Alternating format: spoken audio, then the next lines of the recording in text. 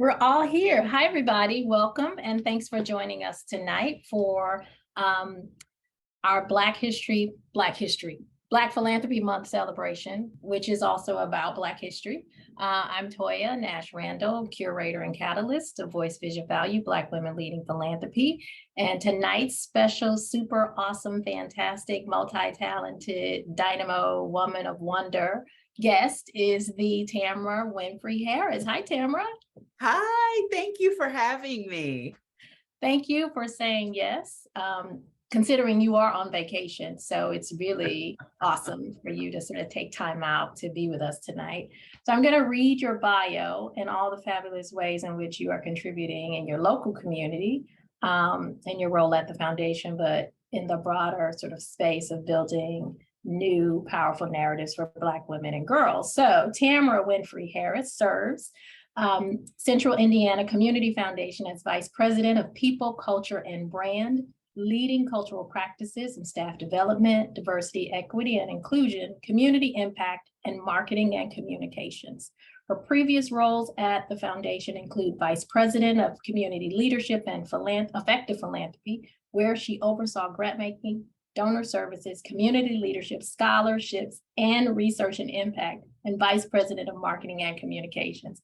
Okay, so if that's not enough, Tamara is also a nationally renowned writer and speaker focusing on issues of race and gender at the intersection of politics, popular culture, and current events. Her work has been published in the New York Times, The Atlantic, Los Angeles Times, Ms. Magazine, and other media. She is the author of award-winning books. The award-winning book, The Sisters Are All Right, Changing the Broken Narrative of African-American Women in America. Wait, and marketing. Can y'all see that? Okay. She's also the author of Dear Black Girl, Letters from Sisters on Stepping into Power. Her essays appear in The Lemonade Reader, Beyonce, Black Feminism and Spirituality, The Burden, African Americans and the Enduring Impact of Slavery, Black in the Middle, an anthology of the Black Midwest, and other books. Tamara has been invited to speak on other issues related to gender, race, and social justice at venues across the country, including The Ohio State University, Northern Arizona University, and Princeton University, and others. In this past spring semester, Tamara served as Liberator in Residence for Bennett College, a women's HBCU in Greensboro, North Carolina.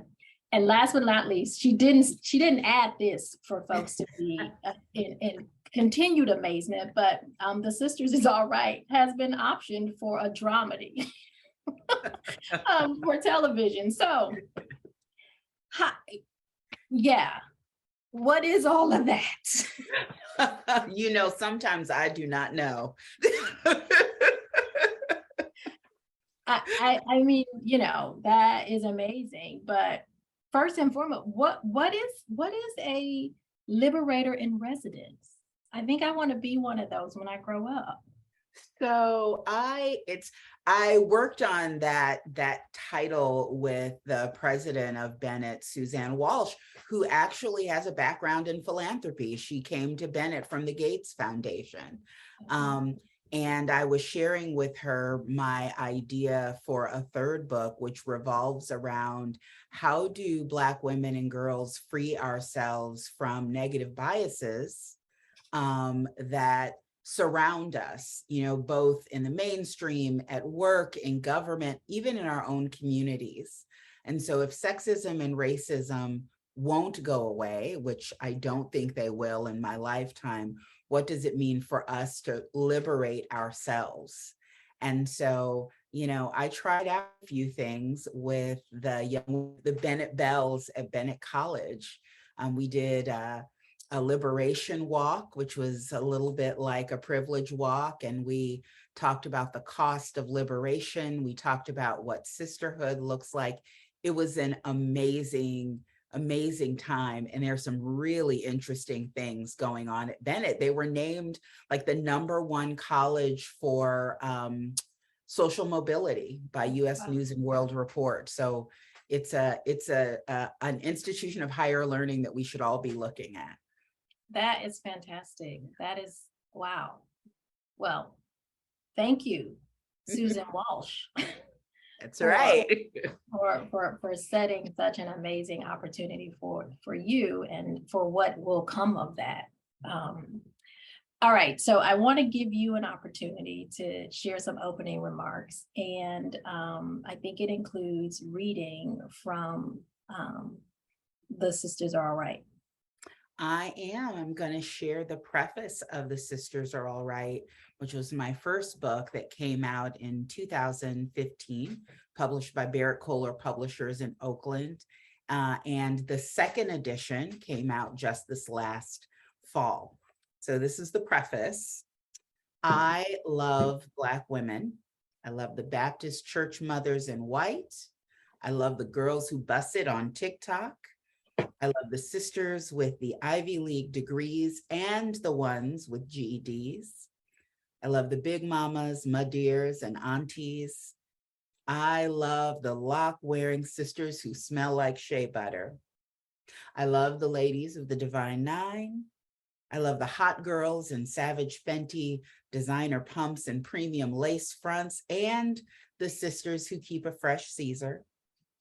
I love the girls who jumped double dutch and played hopscotch. I love the Nam Yoho Renge Kyo chanters, the hoodoos, and the atheists. I love the hustlers, scratching and surviving, trying to make a way out of no way. I love the trans sisters living out loud. I love the awkward Black girls and the quirky Black girls and the Black girls who listen to punk. I love the standing on a bus stop, sucking on a lollipop, round the way girls. I love Black women. I love us in every way we show up in the world. Black women have claimed and asserted our power, laying new ground for collective liberation since I first wrote The Sisters Are All Right in 2015, like we always do, and it ignites my spirit.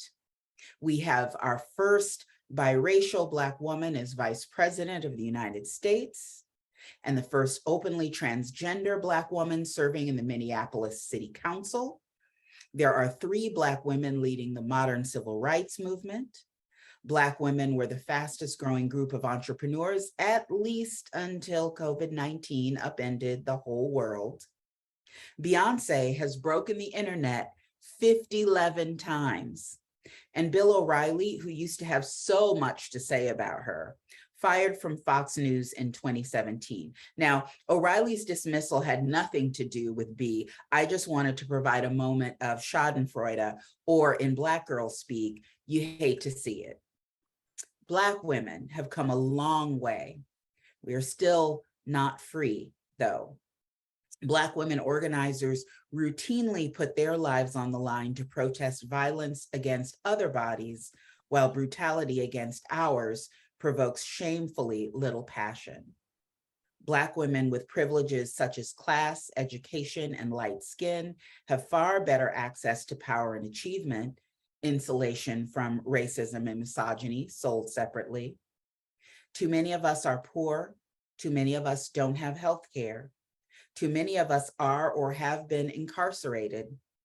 Too many of us are struggling to gain a post-secondary education or are buried under college debt. Too many of us have been assaulted. Too many of us are carrying the weight of other people's problems. The sisters are still all right, intrinsically valuable and human, and we are still struggling. I've studied yoga for years and recently completed a 200-hour yoga teacher training. On my mat, I found spiritual tools to navigate life as a Black woman. I also found in a popular mantra Sanskrit words to describe what liberation might feel like for me and my sisters. Loka samasta sukhino bhavantu. I actually have it tattooed on my arm. May all beings be happy, healthy, safe, and free. That sort of liberation is hard to find because the world does not love Black women, not in the way we deserve to be loved. It doesn't truly see us. Our authentic collective and individual selves are usually hidden by racist and sexist stereotypes that we can't seem to shake, or rather, images that other folks won't let us shake. This is confirmed for me every time I read yet another article about a little Black girl sent home from school, not for bad behavior or bad grades, but for having kinky hair. Every time some well-meaning pundit or preacher offers advice to fix Black women to be more marriageable. Every time some hack comedian tells a specious joke about tyrannical Black wives and girlfriends. Every time a young Black woman is shot dead by police in the night, every time the American healthcare system mishandles Black women's lives, leaving dead mothers and dead babies and dead Black women doctors who allegedly too intimidated healthcare professionals to receive adequate care. And yes, that's something that happened right here in Indianapolis. Misogynoir, abetted by dehumanizing caricature, is like water. It fills its vessel, taking many forms, and then it overflows, creeping unnoticed into the cracks of things, rotting the foundation. It spreads a belief in Black women's inherent wrongness. It decays how the government sees us, how employers see us, how the medical system sees us, how our lovers see us, how we see ourselves and each other. I first wrote The Sisters Are All Right out of anger at the warped societal view of Black womanhood. I wrote it because I want Black women to be seen. I want to be seen. I want my 3 young nieces to know their own humanity and demand other people know it too. I wrote the book because even if the world won't love us, I want Black women to love ourselves and to love each other. I write this second edition because the Black femme experience in America continues to bend and evolve. I am a water witch, divining the places where racism and sexism flow. We need this. Otherwise, Black women's every seeming success will turn fetid.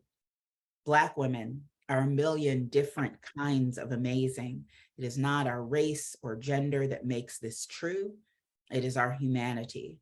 This book is about that humanity, the textured, difficult, and beautiful humanity that lies in the hearts of all Black women, because I love us. Thank you. I think that those words are so beautiful, they're so touching, and they're so true in tragedy and in triumph, right? And so I love you for loving us enough to do this. So thank you. But as you talk about why you wrote the book, I often am asked, as it relates to voice, vision, value, when will there be a voice, vision, value for other women of color? It's great that you're doing it for Black women, but what about? And so do you get those questions given your strictly unapologetic commitment to a narrative that really does center Black women and girls? Do you get the question of why, and how do you respond? I do. I get that a lot because, a lot of the work that I do is explicitly for Black women and girls. I co-founded a writing group here in Indianapolis, and we also hear, well, is it just for Black women? Can't other people come? And to that, we always say that everyone is welcome, but Black women are centered.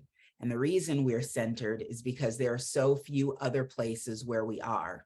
When people start talking about the Black community, they often talk about men. And when they start talking about the women, they talk about white women. And so I want Black women and Black girls to be centered in my work, not because I don't love other people, but because I love us, and too often we're left behind. And I also felt like, as a Black woman and former Black girl, my voice explicitly was needed. One of the things that aggravated me before I wrote The Sisters Are All Right, it was right around the time where everyone was talking about the so-called Black marriage crisis. And there were tons of articles and books, many written by men, about what Black women needed to do to be more marriageable and more worthy as partners. And I was tired of people talking at us and about us and not listening to us. So I think it's important to amplify Black women's voices. Agreed and duly noted. All that you said is true, unfortunately. But I do think there's a growing movement, right, around a new narrative for Black women and girls. And and the narrative isn't new. That's not fair to all the folks who came before us in Black women creatives. But we have new platforms and new mediums to sort of express in ways not available to us in the past. And so one of the areas that you sort of tackle early on in the Sisters Is All Right are the stereotypes, right? The toxic and harmful narratives associated with key stereotypes. So Sapphire, Mammy, and Jezebel. Why did you choose? There's so many. Why did you choose these three? And, are there different stereotypes for Black women in philanthropy, or would you say those apply as well?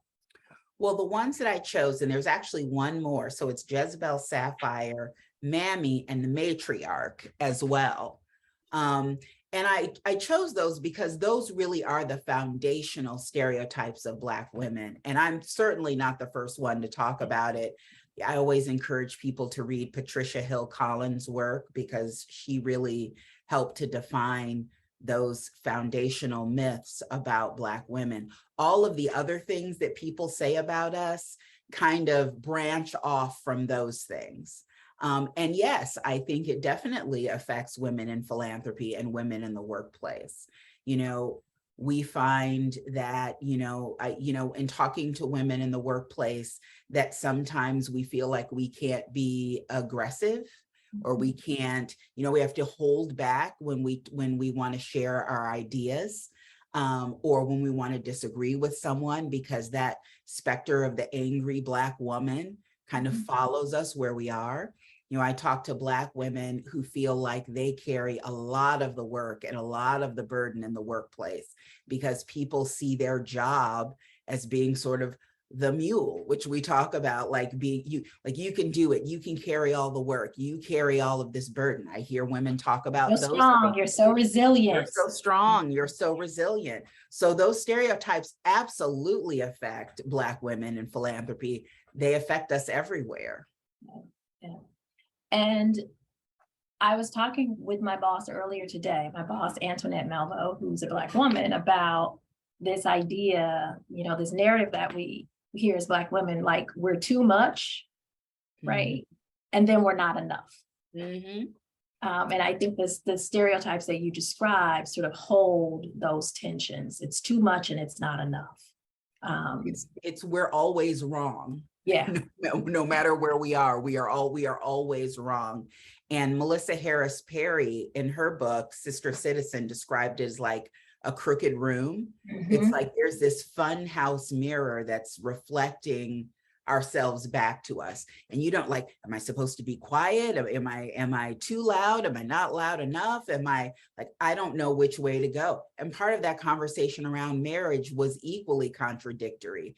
It was, on the one hand, it was like, castigating women who live in poverty, but also, and are raising children, but then also castigating women who have privilege and who have jobs and you're too independent.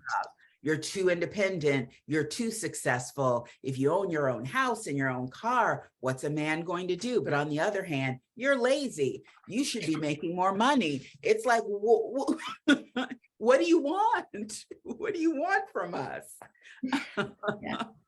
And so as you've promoted the book and written the second edition, the book was released in 2015.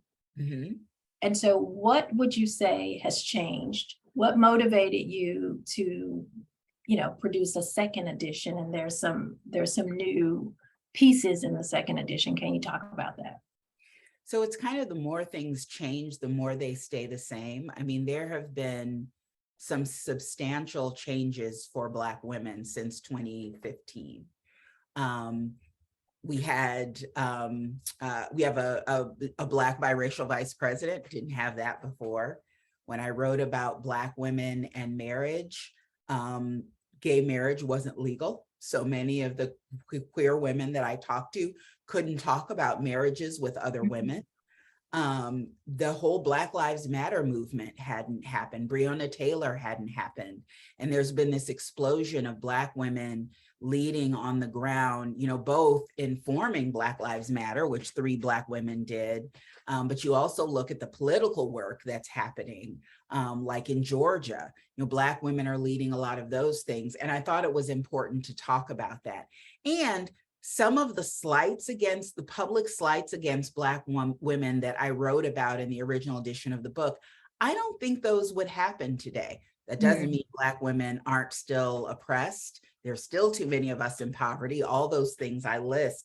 It just, you know, kind of what I said, misogynoir kind of moves to fill its vessel. So it just finds other ways to present. Yeah. And earlier this year, you released another book. Mm-hmm. So can you talk about the motivation for Dear Black Girl? So it was two things, actually. So the big idea came when I was actually promoting the Sisters All Right. And I was driving around with a sister friend of mine, and we were going to, who was acting as my publicist, and we were going to several different places.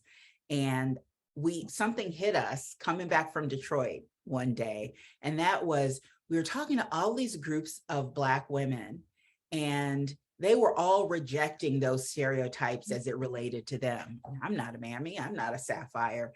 But when we started talking about younger women and girls, suddenly those same tropes started coming up.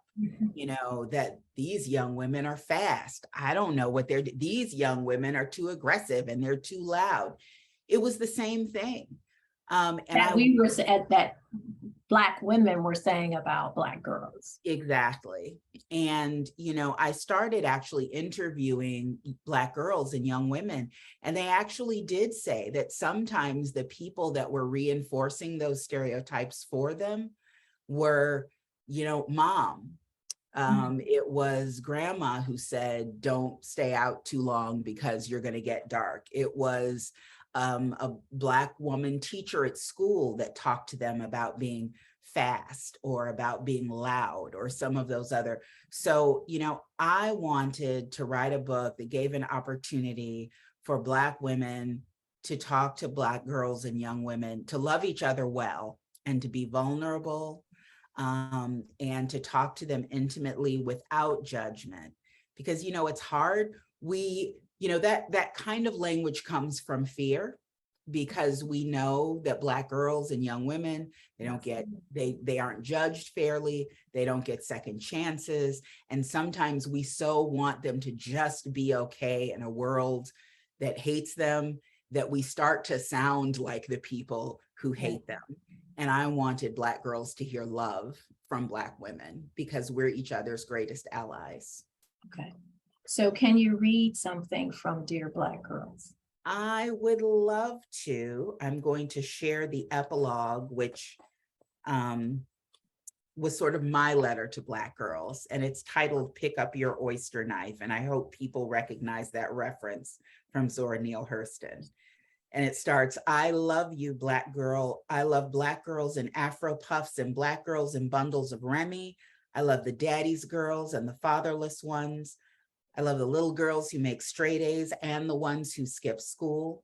I love the hood girls and the suburban girls and the country girls too. I love the quiet girls and the loud girls, the lip smacking, smart talking ones. I love the saved girls and the heathens. I love the girls who stay in sweatshirts and J's and the ones in tight Fashion Nova fits. I love the happy girls and the anxious girls and the girls battling depression. I love the trans girls living defiantly. I love the girls in the library and the ones on the basketball court. I love the virgins and the young mamas. I love the girly girls and the butch girls. I love the girls who fight. I love the girls who love boys and the girls who love girls and the girls who love both or neither. I love you, Black girl, unconditionally. And whether you are 15 or 50, you hear me today. I love you whether you look and act like they say you should. You are not wrong. And when you are wrong, I love you with all your flaws.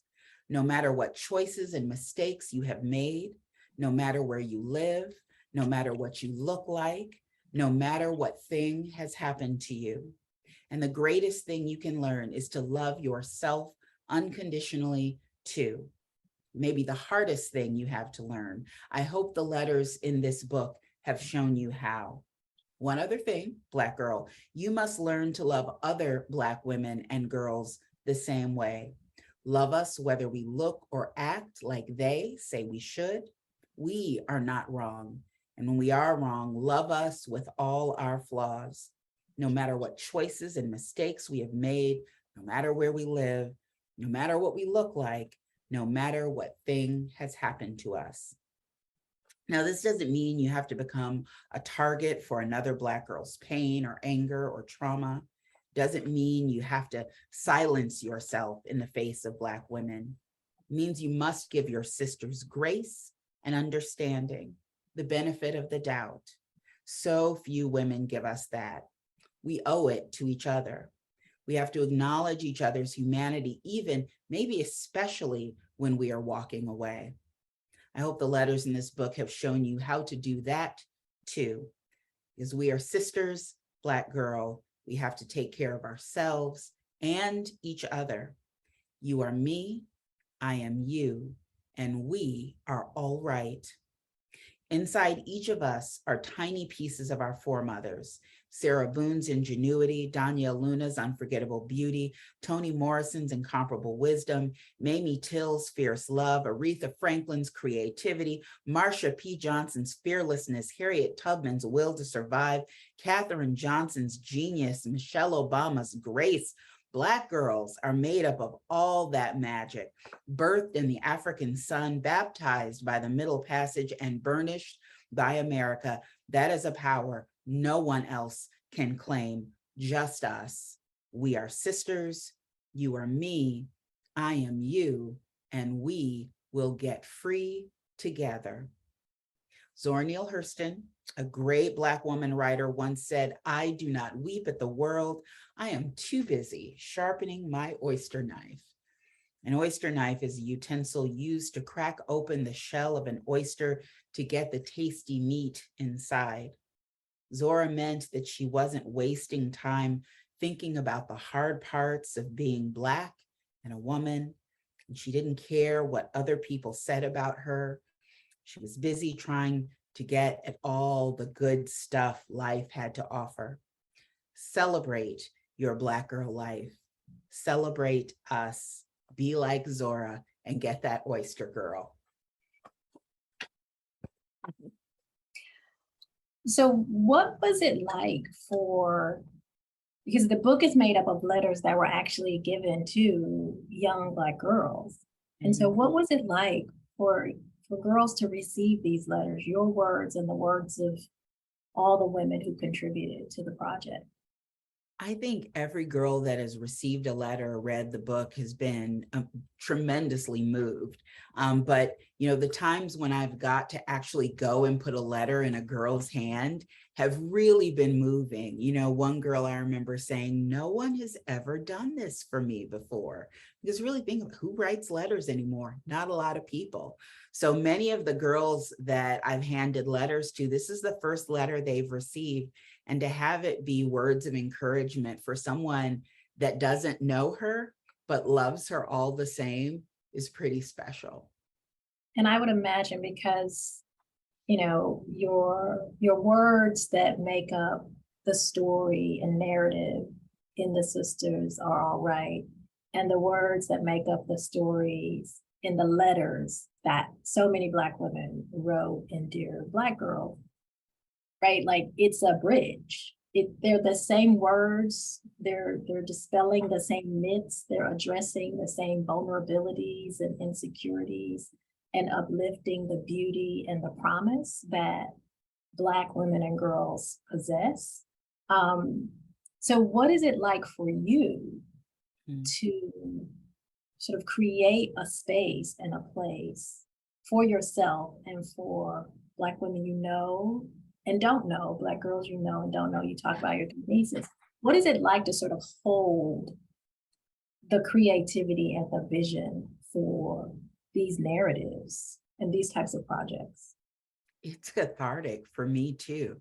I say it was the best free therapy I ever could have gotten, because it, speaking to women, speaking to girls, reading letters that I received, it was affirmation for me as well. I mean, I think we all have, you very often, it's easy to think that you are alone in your experiences sometimes as Black women, especially in spaces where we're the only or the few.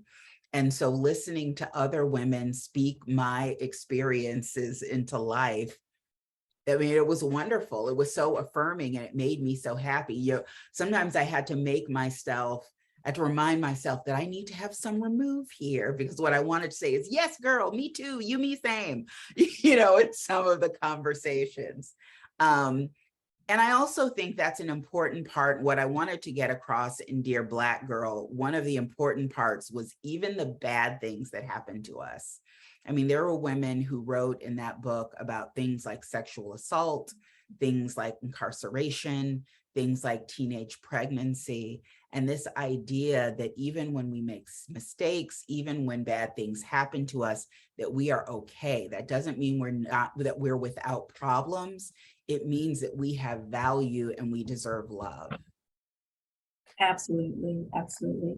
And so this idea of developing a project that helps Black girls feel good and not feel bad, right? And to sort of call in Black women who, at any given moment, we sort of sit in a position as a coach or a guide or somebody who's providing encouragement. So to do that for others, we also need that for ourselves. But we don't always do that in a way that doesn't make people feel bad. So how do we not make each other feel bad, right?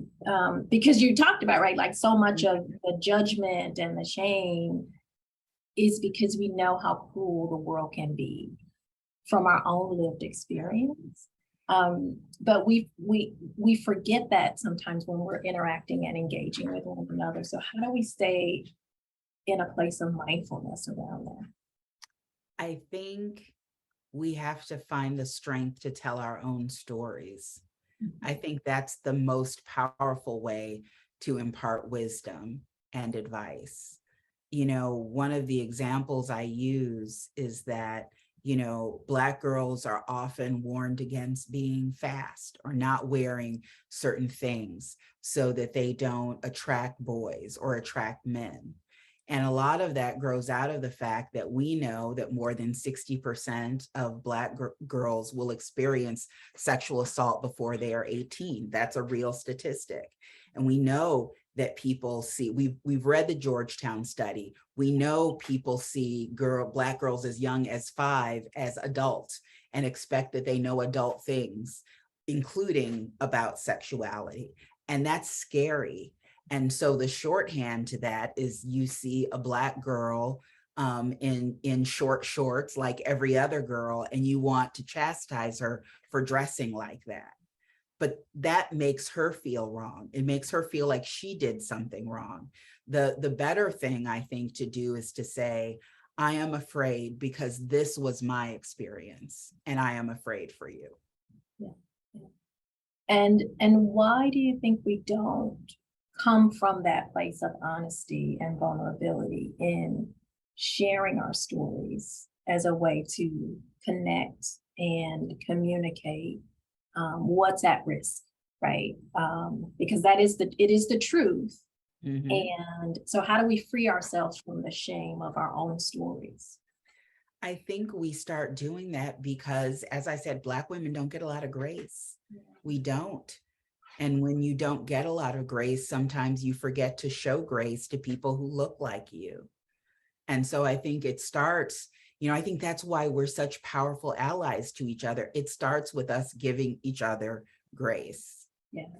Yeah. I once heard someone say, as Black people, but particularly as Black women, we make home for us, and we create comfort, safety, and connection for one another. And if we do that every day, all day, and in this sort of reciprocal way, it creates healing, it creates liberation, right? Because then we're not looking for it in places that can't give it to us.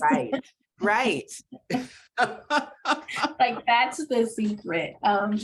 And I was having a conversation with somebody about narratives and the notion of Black girl magic, and whether or not that is something to embrace or reject. And I said, for me, it's not, it's for us. It's what we have within ourselves, and it's what we recognize in each other, and it's a reciprocal offering. It's not for anybody else's gaze. It's not for the male gaze. It's not for, white gaze. It's for us. Our magic is just for us. And when we, for me, understanding it in that way, then is, again, that's what liberation feels like. That's what it looks like, right? Seeing the humanity in one another, and the magic in one another. And the magic, because that magic is real. I mean, it's absolutely real, Absolutely, yeah. All right, so I said in my questions to you, right, like I sort of latched on to the word all right, and I started thinking about songs, and I Googled songs that have all right in the title, or songs that are entitled all right. And I listened to, I don't know if you've ever heard the song All Right by Shantae Moore. I haven't. So you have to listen to that one. And then All Right by Janet Jackson. Like, I've forgotten all about this song. Like, it's like she has Cab Calloway in the video, and it goes back. And so as I was listening to these songs, particularly Shantae Moore's All Right, it when I listened years ago as a young woman, right, I thought about it in the context of being in a romantic sort of situation with a guy. But as I listened to it in preparation for this conversation, the words resonated with me in relationship to Black women, right? Like this idea that when the world is falling apart, hear me when I say it's gonna be all right. And that's what you're saying in this book, right? We are all right in all of the pain and all of the trauma and all of the struggles. There is beauty, there is joy, there is love within us and with one another. And so we are all right. And then the new Black Panther movie, the soundtrack has a remix of No Woman, No Cry, and We Gonna Be All Right. I don't know if you've heard that. Yes, Kendrick Lamar. Yes. So what does all right feel like or sound like for you when you think about the sisters are all right? Is there a sound or a feeling? It's a rebuttal, and I love listening to Kendrick saying We Gonna Be All Right, because it's the idea of the sisters are all right is kind of a rebuttal to the idea that we need to fix ourselves, that we will be all right and acceptable when we're thinner, when we're lighter, when we have more money, when we have fewer babies, when somebody wants to marry it, like this long list of things. We don't need to fix anything. We have intrinsic value. We are all right as a collective. We are all right, and we will move forward because we always have. And so I want us to hold on to that, this idea that you have value right now, right now, despite mistakes or anything that you're going through. Yeah. Alicia Dixon, who's out in Oakland at Marcus Foster Education Institute, she says, we already all right. Yes. We already all right. Well, I wanna welcome anyone who's in the audience to put questions that you might have for Tamara in the chat. So drop those and we'll bring them forth. But in the meantime, while we wait for questions, I want to talk a little bit about your work at the foundation.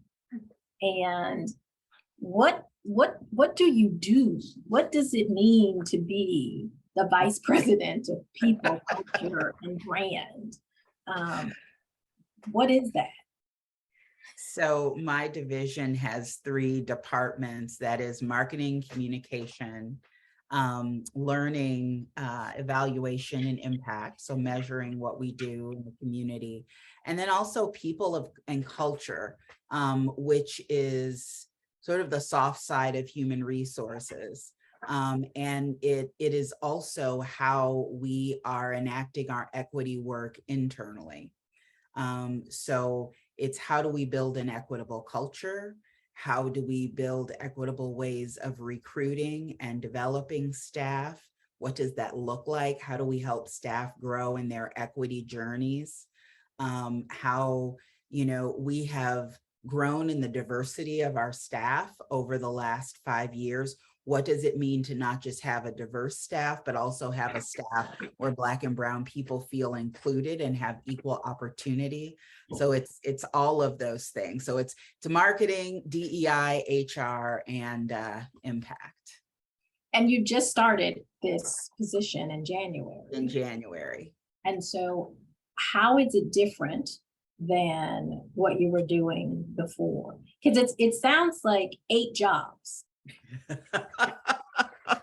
and so do you get 8 checks? I do not get 8 checks. I get a good check, but I don't get 8 checks. So my previous job was actually governing our grant making, our community leadership, our scholarships, our donor services. So 7 jobs. So you had 7 jobs. So now I have fewer. But it's really, I have to say, I am lucky that CICF is a place that rewards your talent and your interests, because I think at this point, I've worn every hat there is to wear at a community foundation, except maybe fundraising and accounting at this point. And so you came to philanthropy from nonprofit management. And what you've described just in this short sort of part of our conversation about the various roles you've played, and it sounds like there's a lot of creativity in the different roles and the ways in which they intersect. How does your sort of identity as a creative, as a writer, as a storyteller, right, inform your work at the foundation? Well, one of the things that excited me about the foundation back when I was interviewing, and I was interviewing for the vice president of marketing communications job, and I interviewed with the CEO and president, Brian Payne, and he mentioned that as we were starting our new strategic planning time, that we, the foundation was going to focus on equity, as a lot of foundations were at that time, and focusing on what it means to actually give people access to opportunity. A lot of people had seen the Raj Chetty data and all of those things about economic mobility. And he's like, we're not hiring you for this, but would you, I hear you've got some books, I hear you've done some writing around social justice and race and gender. Would you be willing to bring that to bear in this role? And I was overjoyed, because in my previous roles, sort of that work had been a separate thing that I did, like a separate part of my life. And then I came to work. And I think working at CICF has given me an opportunity to bring what I know to the table in all of my roles. Yeah. So not a question in the chat, a question on my phone, because the sisters, we are all right. We will find a way to get in our thoughts. So in describing your work within the organization's culture. You talked about it as solely internal. Is that the case? Is the DEI work you're leading internal to the foundation only, or does it extend outward? It extends outward, but that's not my area. So we also have, a large plan. So CICF is a collaborative of foundations, and one is the Indianapolis Foundation, the other is the Hamilton County Community Foundation. So Central Indiana Community Foundation includes a lot of partners, the Women's Fund, Senior Fund, a lot of partners. The Indianapolis Foundation in Hamilton County, they know their communities. They enact our equity strategy in their communities. But we want to make sure that what we're asking of potential grantees externally, what does your board look like? What does your staff look like? How do you intersect and get feedback from the community, that we're doing the same thing? So there's an internal component to all of that as well. And you're solely focused on the internal. And I'm solely focused on the internal. And is that sounds unusual, that your statement about what we are asking of others from the board, composition of the board, policies, like the operationalizing of the equity, sort of up and through the institution's DNA. We use it in the field of philanthropy. That is typically an exploration and interrogation that is outwardly focused. Your job is the opposite of that. Somebody else's job is the outward part. So what does that, can you talk a little bit more about what that looks like the implementation of the internal equity police inside the foundation? Well, I don't like to call myself that, but so I think, and I should mention that, in my previous job with grant making community leadership for Marion County, that external piece was part of my job. So I have done part of it, but, I think it's important. I think too few foundations do look at what they are doing internally, but just demand it from the people that they're giving money to. But if we're really about equity, then we have to believe that equity works in our organization as well as other people's organizations. So we have been on a long equity journey as an organization before we even started our strategic plan. We went through Undoing Racism training. We read White Fragility together and discussed it. We brought in a consultant that worked closely with us about what we wanted equity to look like internally. So, and our executive team works very closely together so that we're moving together, and the values that we agree to are used, we execute those values externally and internally as well. And how's that going? Is it a challenge? It is. It's not easy because workplaces don't do this. We don't talk about race openly. We don't talk about sexuality openly. We don't talk about it. And the more that we talk about those things publicly, we've gotten a reputation for being a foundation that does work in equity. Well, then new people that come and work at our foundation expect it to be right. And so we have to live up to that and figure out how that works. One of the things that we're working on doing next is having kind of conflict resolution training through the lens of equity. So now what does it look like? We understand what systemic racism looks like externally. We know about redlining, we know about all those things, but what does it look like when you're sitting next to someone? And how do you, if you feel like you've been a victim of, say, a microaggression or a macroaggression, how do you discuss that with your colleague? And then what do you expect from them? And how do we hold them accountable? But it is really hard work and requires a lot of trust. So you've talked about your work at the foundation. You've talked about your you know, the books you've produced as an author and the, you know, other publications that you've appeared in and the places where you've spoken. So like most Black women creatives, you have 11 jobs.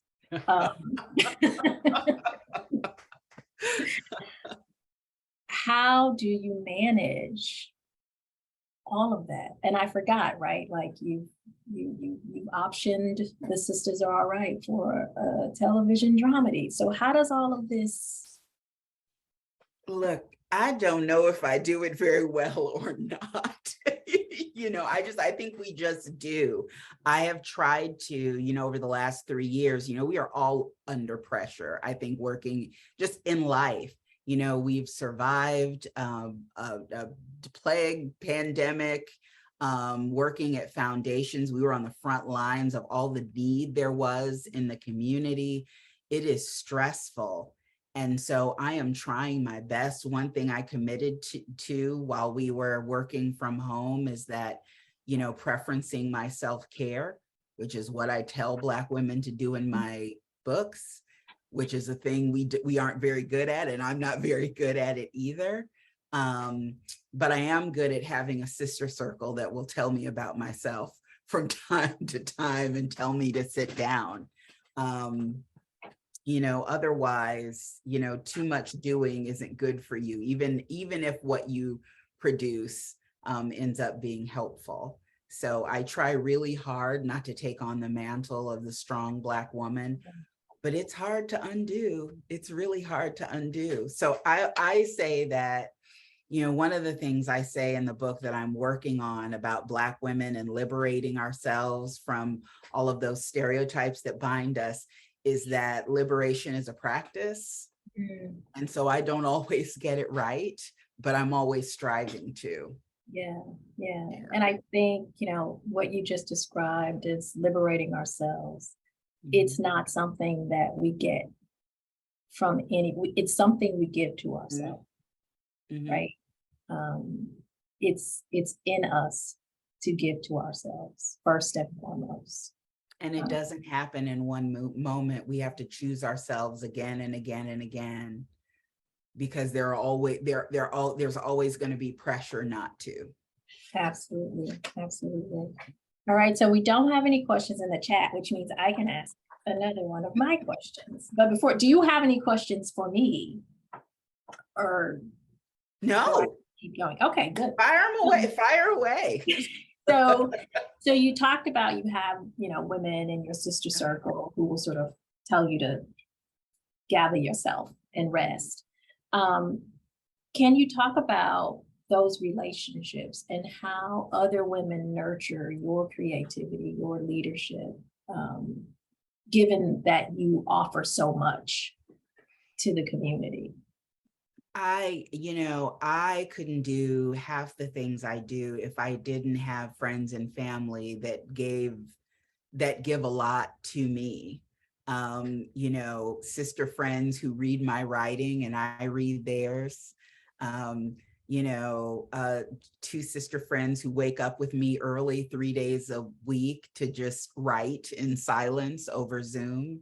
You know, sister friends in philanthropy who talk to me about career, you know, friends I can just sit down that I've known since I was young and I can be my old, you know, unvarnished, unapologetic self with, you know, my mother, my father, all of those people, which I think is an example of, like, if anything that you have said about me in my bio is impressive to anyone, then it's an example of how women can really flower when they're well supported. And I do think that I'm well supported.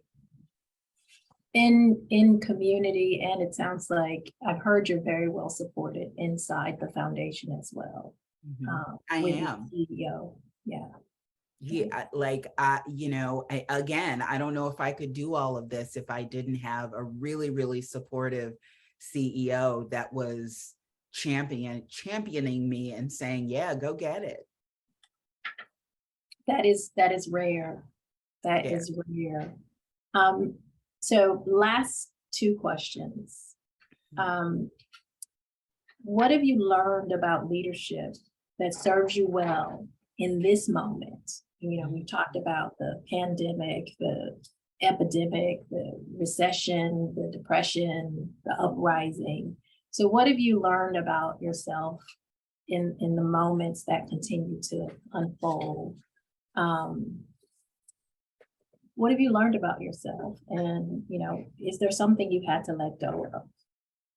I think, you know, it's funny you say that, because the first thing that came to mind that I learned about leadership is the importance of priorities, because it is very easy to want to do everything, especially at a time like right now when there is so much need everywhere. You can spread yourself too thin as a leader, as a foundation, and it's so important to know what is the most important to you, so that you can direct your resources and your time, talent, and your treasure towards those things, so you can see those objectives actually be fulfilled. I think it's important for a team, so that they know actually where they're going and what they should give their time to.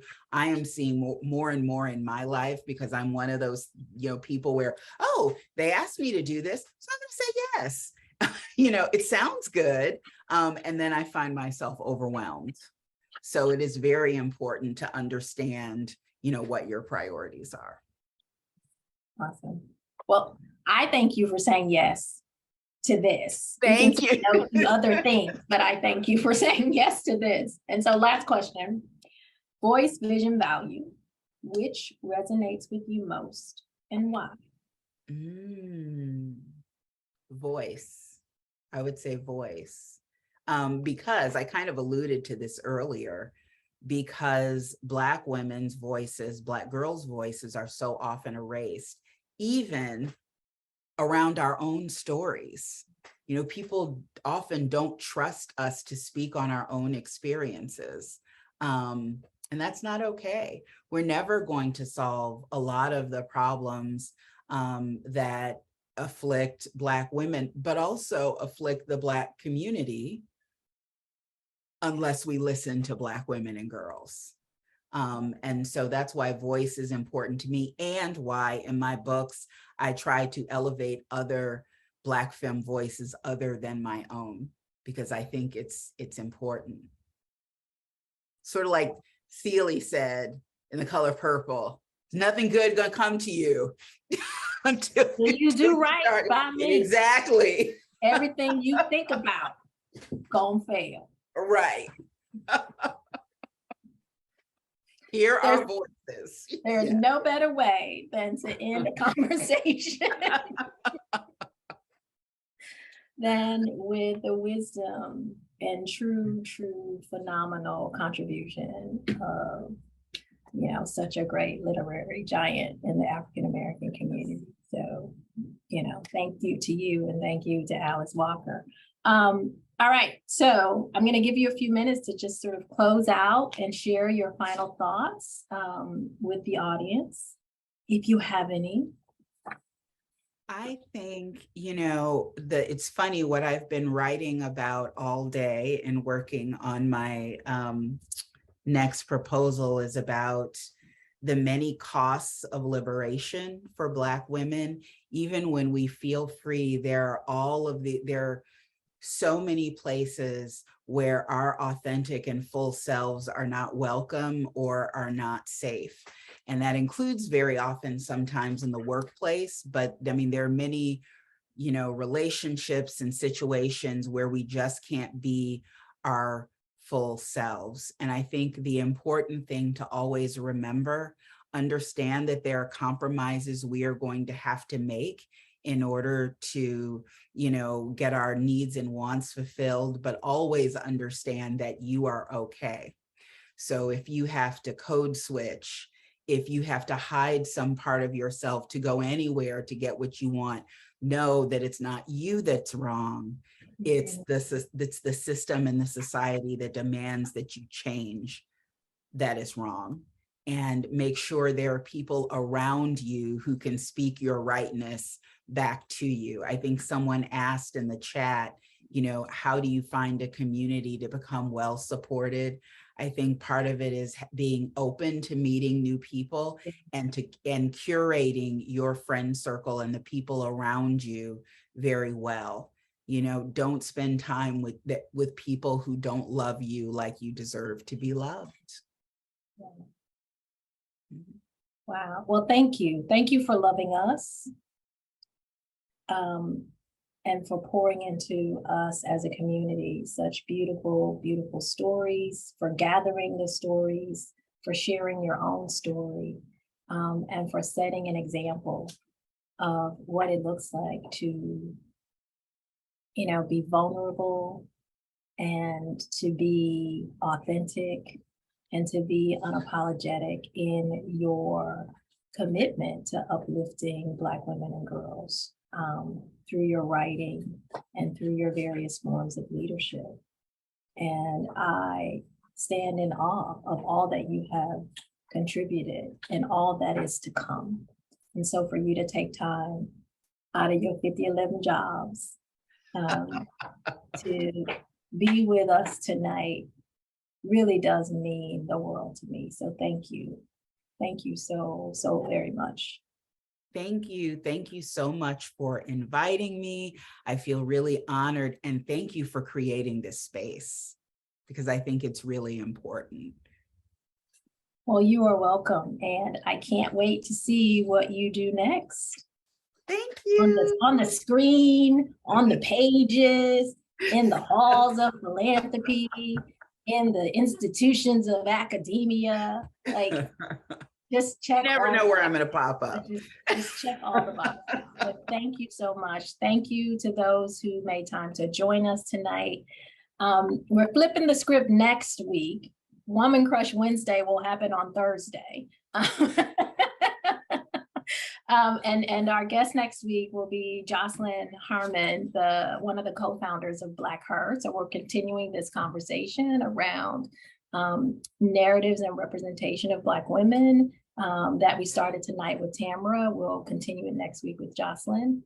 So thank you all for coming. And for those who were in the audience tonight, I have exactly 7 signed copies of The Sisters Are All Right. So email me at info@voicevisionvalue.org and I will send you a signed copy of the 2nd edition of The Sisters Are All Right. All right, so that's info@voicevisionvalue.org. You can also go to voicevisionvalue.org and there's a pop-up box and you can put your email address in there. But yeah, so reach out and you'll get a signed copy of Tamara's latest edition of The Sisters Are All Right. Thanks everybody so very, very much for joining us. And we hope to see you next Thursday, not Wednesday. All right, take care, be safe. Thank you again, Tamara. Enjoy the rest of your staycation. Thank you.